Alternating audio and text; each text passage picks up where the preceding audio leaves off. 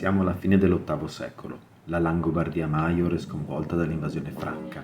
Nel Regnum Langobardorum Pavia era caduta e la Neustria aveva l'aspetto di un desolato deserto. Tuttavia, l'Austria longobarda era sopravvissuta.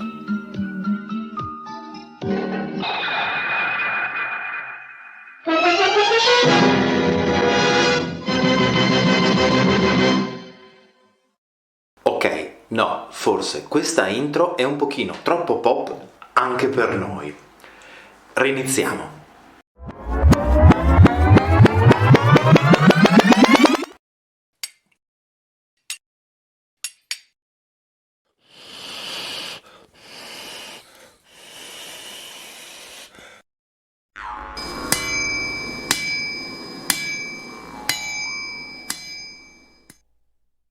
Bentornati sul canale, dalla Fara e da Fuz. Mi scuso per l'intro appunto super pop, ma l'argomento è molto sentito dai membri della Fara e siamo quasi tutti figli degli anni 80, quindi anche Kenshiro è un argomento molto sentito e tutto quello che è post-apocalittico passa attraverso la scuola di Hokuto. Oggi parleremo di un argomento decisamente interessante, l'ultimo tentativo di rivolta del popolo longobardo contro i Franchi di Carlo Magno, quando nel 776, a 2 anni dalla caduta del regno, si registra l'ultima insurrezione dell'Austria longobarda. Bene, innanzitutto i soliti messaggi di rito. Iscrivetevi al canale, cliccate la campanellina e soprattutto seguiteci su Facebook e su Instagram. È il modo migliore per rimanere aggiornati su tutti i progetti che qui sui video di YouTube non è facile seguire. Al contrario, YouTube ultimamente dovrebbe avervi fornito delle indicazioni sugli ultimi avanzamenti nel progetto del villaggio longobardo della Fara. Come saprete è un villaggio strettamente sperimentale, non è pensato per un utilizzo con il pubblico, è pensato per sperimentare, ricostruire e registrare attraverso i video appunto tutte queste sperimentazioni e poi condividerle online. Ecco, chi volesse supportarci in questo progetto, che è quello più ambizioso e di conseguenza anche quello più costoso dell'associazione, vi ricordiamo che in descrizione trovate sempre il nostro link a Patreon. Grazie a tutti i nostri Patreon. Un'ultima cosa, è l'ultimo weekend di ottobre, diciamo il weekend di Halloween, quello del 28, 29 e 30 di ottobre, ci troverete insieme ad altri tanti colleghi ricostruttori come Civitas Salidosiana, i nostri amici XIV secolo, Numerus Italorum, i nostri acerrimi nemici in quanto romano-orientali bizantini, Sulis Astorg e Venetoi, impegnati all'interno dell'evento Un mare di archeologia, in una delle piazze centrali di Trieste. Vi lasciamo il link in descrizione se voleste venire a salutare tutti noi e a provare un po' dei nostri laboratori, delle nostre didattiche. Bene, torniamo sul pezzo. Questo video si intitola L'ultima cavalcata dei Longobardi. E dopo l'intro pop giapponese, ovviamente il riferimento è alla cavalcata dei Rohirrim sui campi del Pelennor nel Signore degli Anelli di Tolkien. Perché? Perché in effetti quella del 776 è un'insurrezione poco calcolata dalla storiografia, ma che ha tutti i tratti di un ultimo tentativo di rivalsa della gens Langobardorum e dell'Exercitus, che sappiamo essere molto vicini nella percezione dei Longobardi dell'epoca, contro la recentissima conquista franca. Facciamo un passo indietro. Nel 774 Carlo Magno sconfigge i Longobardi in Italia, ottiene la resa di Pavia e l'ultimo re dei Longobardi, Desiderio, apre le porte della città e verrà poi sostituito dallo stesso Carlo, che diventerà Rex Francorum e Rex Langobardorum. Il suo unico figlio, di Desiderio, si rifugierà a Bisanzio, dove verrà utilizzato ovviamente come merce di scambio politica, e nel 778, se non ricordo male, verrà tentata con i finanziamenti romano-orientali una riconquista a partire dal meridione d'Italia guidata dal figlio di Desiderio Adelchi, che finirà in maniera assolutamente tragica. In questo intervallo, fra il 774 e quindi la caduta ufficiale del regno e il 776, si colloca la nostra insurrezione. I Longobardi avevano perso la guerra, erano stati sconfitti dai Franchi, e allora perché insorgere? Con che risorse? E soprattutto cosa ci sarebbe dovuto essere di diverso rispetto alla sconfitta appena subita? I motivi della sconfitta del 774 sono lungamente discussi dalla storiografia. Quello su cui si concorda solitamente è che sebbene gli equipaggiamenti standard, per quanto standard si possa applicare raramente all'Alto Medioevo, ma gli equipaggiamenti medi dei cavalieri franchi e longobardi dovevano assomigliarsi molto. Quello che mancava erano la coesione e i numeri. Infatti Carlo Magno nel 774, all'epoca ancora non Magno, poteva fare leva su una coesione che mancava al Regnum Langobardorum. Quando infatti nel Regno Franco il fratello di Carlo, Carlomanno, era morto e i possedimenti franchi erano tornati tutti in un'unica mano, ecco che il nuovo Rex poteva contare su un esercito molto esteso che aveva alle spalle un retroterra di ricchezze e di vettovaglie in grado di sostenerlo. Questo non succedeva nell'Italia longobarda, perché l'Italia longobarda era tradizionalmente divisa, c'erano state sempre faide appunto e inimicizie fra i vari duchi. Pensiamo alla tendenza autonomista della Longobardia Minor, cioè di quella che si estendeva nella parte centro-meridionale dell'Italia, separata fisicamente dalla Longobardia Maior, quella del nord Italia. Pensiamo anche alla tradizionale tendenza indipendentista dei ducati dell'Austria. Nel periodo longobardo, Austria e Neustria erano rispettivamente l'est e l'ovest dell'Italia settentrionale. Il ducato del Friuli, quello da cui noi registriamo e dove operiamo, era il ducato più importante dell'Austria longobarda. E Paolo Diacono, che era un cividalese, Cividale era la capitale del ducato più a est, il ducato di Forum Iulia, appunto, di Cividale, il ducato del Friuli. Ecco, Paolo Diacono ce lo ricorda molto spesso quanto la storia del ducato cividalese e dei suoi immediati confinanti abbia influenzato la storia generale longobarda. Chissà se, come alcuni giovani storici tendono a credere, Zelda! Il famoso passaggio dell'Historia Longobardorum in cui Paolo Diacono dice come il nipote di Re Alboino fosse stato messo a duca del Friuli e che questi avesse chiesto le fare, i gruppi di consanguinei migliori in arme e le cavalle migliori, ecco, chissà se questo non fosse all'origine di questa tendenza indipendentista, insieme al fatto di guardare all'Oriente, il pericoloso Oriente, con avari, slavi, romano-orientali, e quindi probabilmente anche una caratterizzazione militare che il resto dell'Italia langobarda, secondo alcuni di questi studiosi, aveva perso prima rispetto all'Austria. Fatto sta che sia stata per l'indipendenza dei ducati meridionali, sia stata per l'indipendenza dei ducati orientali, nel 774 i Longobardi non hanno le stesse risorse dei Franchi da mettere in campo e perdono la guerra. In un primo momento Carlo Magno non sembra voler sostituire i duchi, l'élite longobarda al potere, ma succederà in maniera molto intensa proprio dopo il 776. Terminata la campagna in Italia del 774, Carlo Magno torna ai suoi affari oltralpe, ai sassoni da sistemare. Nel 775 Papa Adriano gli scrive una lettera dicendo che i duchi longobardi, Regimbaldo di Chiusi, Rotgaurdo del Friuli, Arechis di Benevento e il Deprando di Spoleto stavano organizzando un'insurrezione per ribaltare il risultato della recente guerra. Ora, di tutti i nomi appena fatti, in realtà l'unico che veramente sarà impegnato nella rivolta del 776 sarà il nostro Rotgaudo del Friuli. Ma resta comunque evidente come questa lettera metta in agitazione Carlo, che infatti nell'inverno del 775 si sposta a ridosso delle Alpi, arrivando da nord, e attende dall'altra parte della catena montuosa il passare dell'inverno. Nei primi mesi del 776 attraversa le Alpi e arriva in Italia. E sappiamo da un suo documento che viene solitamente datato al 20 febbraio del 775 che all'epoca si trovava a Ivrea.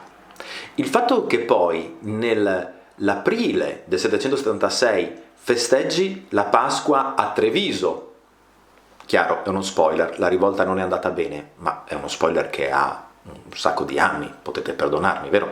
Ecco, il fatto che ad aprile si trovi a Treviso ci fa sapere che probabilmente la battaglia dell'Ivenza si svolge intorno al mese di marzo del 776.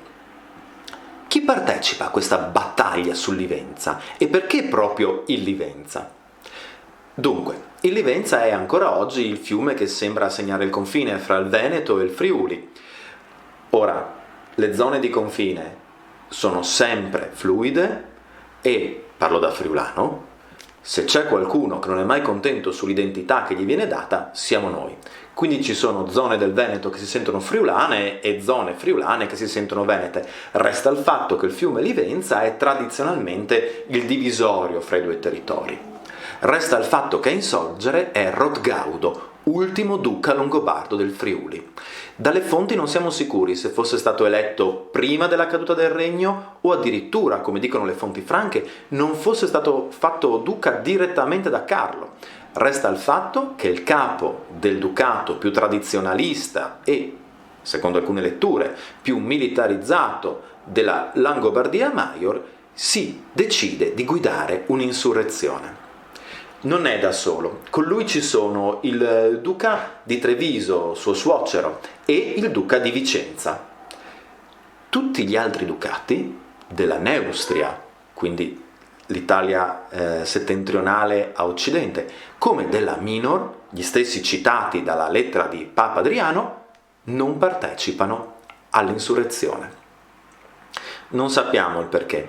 Forse la Neustria era troppo vicina alla Francia, aveva subito troppi i danni della sconfitta ed era troppo facile da monitorare dal grosso dell'esercito franco. Per quello che riguarda la Minor, non me ne vogliano gli amici del centro meridione, ma pare che già precedentemente alla caduta del regno, in realtà, ad esempio, il ducato di Spoleto avesse stretto dei rapporti di sudditanza col papato, la situazione fosse meno strettamente legata a Pavia di quanto possa essere poi stato riportato nelle fonti successive. Quello che sappiamo è che nel 776 c'è appunto uno scontro fra questi tre ducati, Treviso, Vicenza, Cividale, dove Rodgaudo di Cividale guida questo scontro.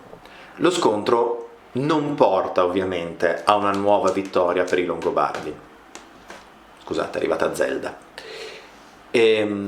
Avevano perso con un regno intero a poter combattere, per quanto separato e diviso. Sicuramente tre ducati, per quanto belligeranti e tradizionalisti, non potevano bastare. Su come sia andata la battaglia abbiamo pochissime informazioni. Le fonti principali sono quelle che fanno riferimento o al papato o ai franchi e alla storia di Carlo Magno, o a un più tardo storico longobardo, Andrea da Bergamo, che però scrive nel IX secolo. La questione interessante di queste fonti differenti è che tutte concordano che lo scontro ci sia stato. Le fonti franche dicono che Rodgaudo trova la morte nella battaglia e successivamente da altre fonti più formali scopriamo che appunto Carlo Magno sostituisce l'élite al comando di questi territori e punisce severamente quanti avessero partecipato all'insurrezione con l'imprigionamento e con il sequestro dei beni in loro possesso. Abbiamo le fonti di un altro Rodgaudo, sempre friulano ma non il duca, che combattendo con la fazione perdente si trova privato dei suoi possedimenti, mentre il fratello che non aveva combattuto con lui li mantiene. Abbiamo la storia del fratello di Paolo Diacono. Il motivo per cui Paolo Diacono si reca alla corte di Carlo e lo serve come intellettuale, proprio per chiedere un'intercessione per questo fratello che aveva combattuto contro l'imperatore e che ora aveva bisogno di essere salvato per il bene suo e della sua famiglia costretta a mendicare. La fonte più tarda, Andrea da Bergamo, ci dice invece che lo scontro guidato da Rodgaudo è a favore dei Longobardi, che ottengono una grande vittoria e un compromesso politico, ma che poi in un secondo momento i duchi e i notabili dell'Austria longobarda vengono irretiti dalle promesse di Carlo e decidono comunque di cedere il potere al nuovo signore. Ora, questa lettura normalmente non ha molto successo nella storiografia moderna, si tende a preferire il fatto che appunto la battaglia ci sia stata su Livenza e che purtroppo i Longobardi abbiano perso, purtroppo per noi. Quello che però questa lettura successiva, che il professor Barbero tende a definire come il vagheggiamento di un Longobardo ancora non rassegnato alla perdita del suo regno, ecco, questa rilettura però ci fa capire che probabilmente la battaglia non deve essere stata esattamente una passeggiata, come gli annali franchi fanno intendere per la velocità con cui viene liquidata nella narrazione. Probabilmente questa parte del regno Langobardorum aveva veramente dato del filo da torcere, ma erano pochi e hanno perso. Resta il fatto che dovevano essere stati abbastanza significativi nel loro impatto da portare alle conseguenti scelte di Carlo, di cui abbiamo già accennato: l'eliminazione dell'elite al potere, la persecuzione di quanti avessero combattuto contro di lui. Ecco che così si conclude, in una lunga sconfitta, di nuovo molto cara a tutti i tolkieniani che ci seguono, me compreso, l'epopea dei Longobardi della Longobardia Maior. E, come era giusto che fosse, come tutto era iniziato col Ducato del Friuli, così tutto si conclude col Ducato del Friuli. La Langobardia Minor proseguirà in un moto di indipendenza molto lungo, per secoli ancora, ma, come indicano i fatti di cui abbiamo parlato, anche con una ricostruzione della sua identità che non era più legata al concetto del Regnum Langobardorum.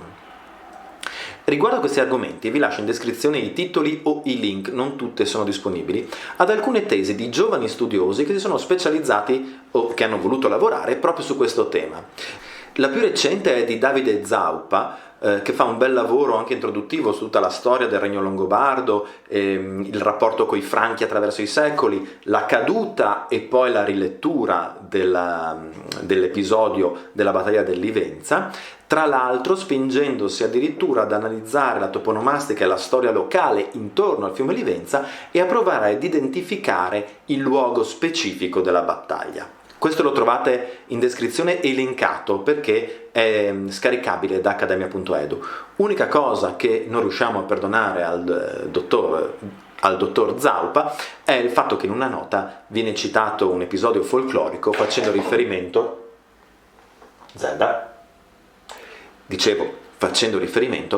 al dialetto friulano. Il friulano è una lingua minoritaria tutelata sia dallo Stato italiano che dall'Unione Europea. Per il resto, ottima opera. Leonardo Sernagiotto aveva scritto un'altra tesi in anni recenti sul tema e poi troviamo dei riferimenti appunto nel tomo su Carlo Magno di Alessandro Barbero. Altri riferimenti si possono trovare nel dizionario biografico dei friulani, reperibile online. Bene, speriamo di avervi interessati su un argomento che è bellissimo da approfondire e che lascia un retrogusto epico a una storia che noi amiamo molto, quella del popolo longobardo, e che però, anche per amore di verità, tendiamo a tenere sempre lontana dalle suggestioni emotive.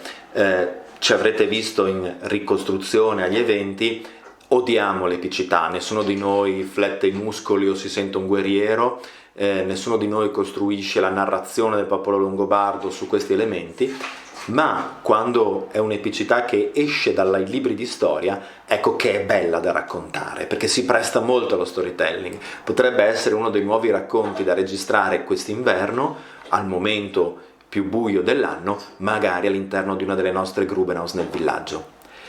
Bene, speriamo di vedervi il più possibile a Cividale, ci sentiamo presto e mandi!